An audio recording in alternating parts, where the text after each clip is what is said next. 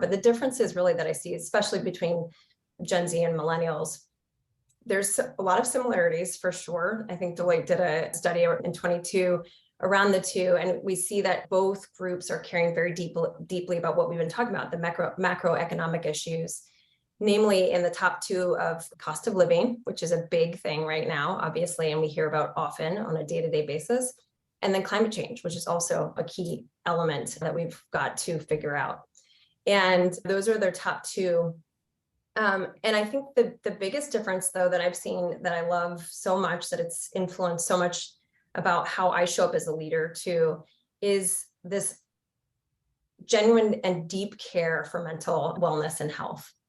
And it's created a platform for us as leaders, as humans, as individuals, especially going through what we've been through, to show up in a way that allows for us to not be okay at times, right? We've got to help lead through it, but to create the space to, in our meetings, we start with mindful moments, and, we encourage those discussions for how that might come about and normalize it as Gen Zers have. And I think that's really special for, in the interest of flexibility and all that they have. There's so much goodness, similarly with millennials, about the careness around philanthropy, right?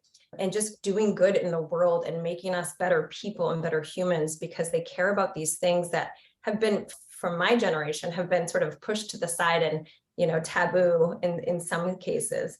And as a yogi, as all the things that I aspire to be, just in terms of mindfulness and the way that I show up as a human and a leader, it allows to debunk all the things that we were taught growing up, and to normalize that we can show up as we are and cultivate and create the right space for people to be their authentic selves, and to allow for that. And ideally, then they thrive as individuals and high performers.